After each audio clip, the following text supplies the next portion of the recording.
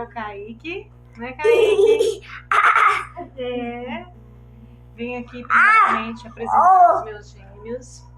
Esse daqui é o Kevin. Oi. Isso. Bem rapidinho, né?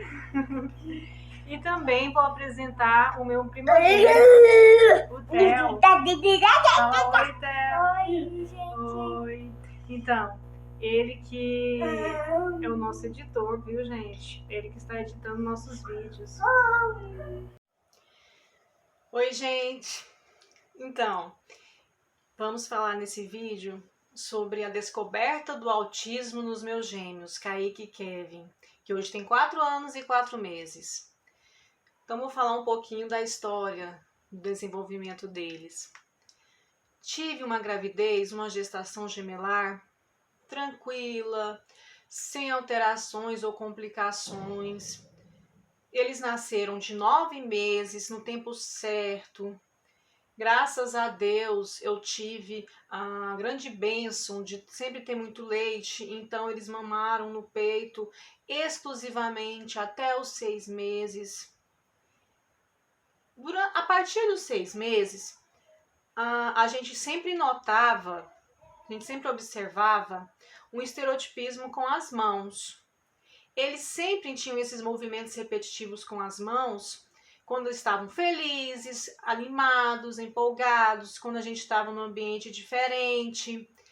E a gente pensava, deve ser porque eles gostaram muito de uma musiquinha que falava para girar as mãos, né, para mexer com as mãos. Então a gente, deve ser, olha, eles estão lembrando da musiquinha. Então a gente não pensava que era algo incomum. Até os 6 meses fez tudo certo. A partir dos 6 meses já começaram com estereotipismo com as mãozinhas, movimentos repetitivos. A partir dos 6 meses também comecei com a introdução alimentar. Eu percebi uma seletividade bem intensa, mas estão começando agora, e a gente já com a experiência com o Theo, que é nosso filho mais velho, que hoje tem 9 anos, a gente começou com bastante variedades, com toda a dinâmica que a gente já tinha experiência. Só que se tudo era diferente, era bem diferente a seletividade deles. E até 1 ano, eles balbuciaram normal, falaram papai, né? Falaram papai muito bem, babai às vezes, mamá, mamá. E sempre balbuciaram bastante, até 1 ano de idade. Entre 1 ano e 2 anos, então, o que a gente começou a observar? Teve um período nessa fase que eles eles repetiam a água, que a gente falava muito. A água, ia tomar banho, olha a água.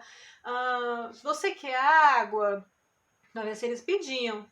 Só que eles sempre pegavam, ao invés de falar, eles pegavam a garrafinha que eles tinham de água e traziam pra gente. Pra gente entender que eles queriam água. Ou pegavam na nossa mão e levava até a água pra gente dar pra eles. Tem um momento que a gente viu que eles começaram a repetir a palavra água, né? Não todas as vezes, mas depois que recebiam a água, olha a água, água, a gente ficou, né, todo feliz. Nesse período, teve um momento, né, foi chegando aos 2 anos, entre 1 e 2 anos, o que eles falaram, eles não falaram mais. Então, não falaram mais o papai, o mamá, e nem repetiam mais a água. Então, a gente percebeu essa regressão. Falou assim, olha, eles pararam. Observando também, nesse período, eles tiveram fono, começaram com a fono. Em 1 ano e pouquinho, a gente já levou para fono, porque a gente via que não estava legal essa fala deles, né? Eles não estavam como a gente via, tinha experiência com o nosso filho mais velho e tudo mais. E os pediatras, a gente levou em pediatra também, né? Sempre em pediatra, e sempre nas consultas com os pediatras a gente falava sobre isso. Então, teve a indicação para fono. eles ficaram nessa primeira fono, tiveram umas 4 terapias, mais ou menos, e a gente teve que mudar o nosso horário, não dava mais, então a gente teve que ir para outra fono. Quando eu comuniquei, então ela falou assim, olha, eu vou fazer um relatório para que você passe para a próxima terapeuta para dar continuidade. Eu, tudo bem. E peguei o relatório. Que eu peguei o relatório, falei assim, nossa, mas meus filhos são tão espertos, são inteligentes, por que ela escreveu esse tanto de coisa ruim na época, né? E a gente não tinha conhecimento, ela não falou que tinha autismo, mas ela colocou todas as características que estão dentro do espectro, né? Uma grande parte, né? Então eu falei, não vou levar, vou esperar a outra fono começar, vamos ver o que ela tem para falar pra gente, não vou levar, né? Achei um absurdo. E então eles começaram, né? Com outra fono. O Kevin principalmente, né? O Kevin, o Kaique, a gente notava assim essa mais necessidade no Kevin, então o Kevin continuou com a fono, o Kaique não, no primeiro momento. E o que a gente notou mais? Eles tinham muito a questão de girar entre si, né? Então a gente parava, você vai ficar tonto. E sempre quando eles estavam excitados, num ambiente diferente, empolgados, eles giravam. E a gente parava. Não pode, para com isso. A gente não sabia, a gente não tinha conhecimento ainda do que era, né? Então eles tinham muito questão de girar. Eles não atendiam pelo nome, né? Então nunca olhavam pra gente quando a gente chamava. Sempre ouviram muito bem, tiveram todos os exames, mas pro que eles queriam, o pai chegava, ou uma musiquinha que eles gostavam, eles sempre tiveram uma audição muito boa, né? Eles ouviam bem. Só que eles não atendiam quando a gente chamava. Eles não apontavam para lugar nenhum. Eles não olhavam para onde a gente apontava.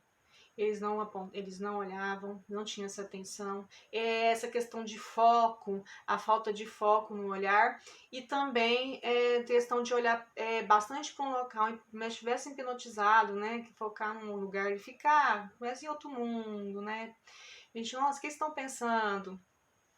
Então essa questão deles não entenderem o que a gente estava falando para eles, pega água para mamãe, eu podia apontar, eles não entendiam o que eu estava falando, então eles iam fazer outra coisa.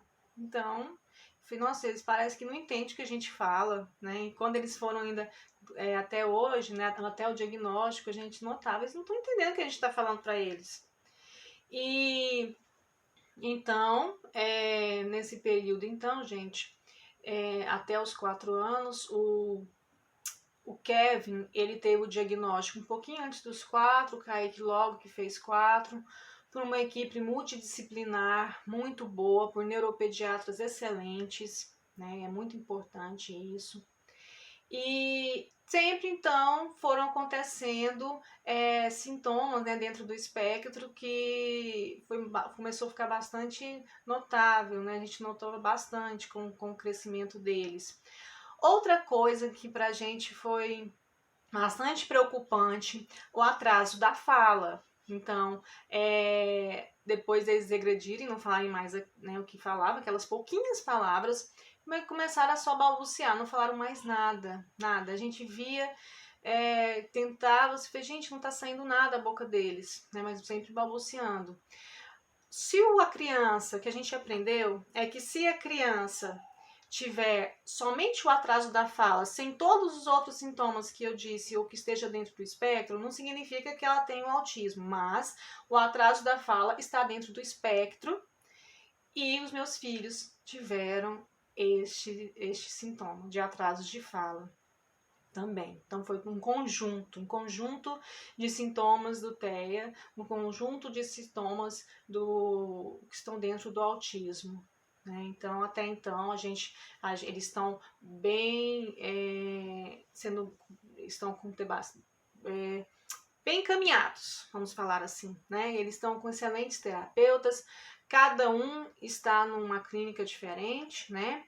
Está num local diferente. Então, está sendo muito bom. A gente está percebendo o quanto é importante as terapias junto à nossa estimulação em casa.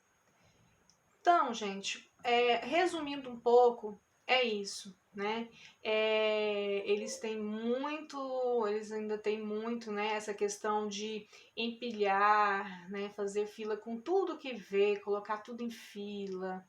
Quando eles matriculei, eles entraram para a escolinha no início do ano passado. Ficaram 2 meses, aí veio a pandemia, saíram.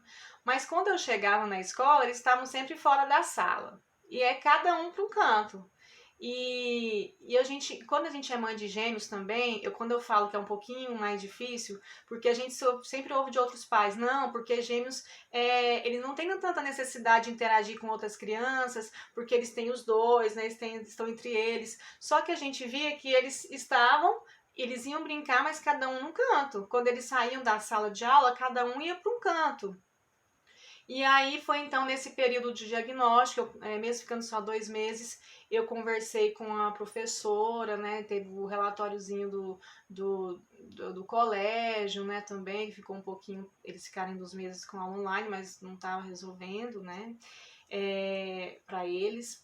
Mas ela me falava que quando ela tinha atividade dentro de sala, eles queriam ir para fora. Quando tinha atividade fora, eles queriam ir para dentro, né? Eles queriam ficar dentro. E eles também não pegavam nas mãos para brincar de roda. Eles sempre ficavam no mundo deles, né? No cantinho deles. Tem muitos outros sintomas que eles tiveram. A gente vai ter outros vídeos para falar, né? Debater sobre isso. E espero que tenha ajudado. Procure um profissional. Né? Hoje, graças a Deus, os pediatras também estão bem, estão tendo conhecimento, né, sobre o autismo, então eles já estão encaminhando para terapeutas, para avaliação. Então, espero que tenha ajudado muito. Para você que também é pai de gêmeos, né, que ouve isso, e se vê algum sintoma, alguma coisa, observem bastante, né, procurem o profissional, os profissionais. E para vocês que são pais ou que estão, né, vocês, população, sociedade que estão vendo, é muito importante que vocês conheçam também, né? Vamos ter essa experiência, vamos ter esse conhecimento do espectro do autismo. Muito obrigada a todos vocês. Vamos para o próximo vídeo. Espero vocês nos outros para a gente ir compartilhando as nossas experiências, tá bom? Muito obrigada.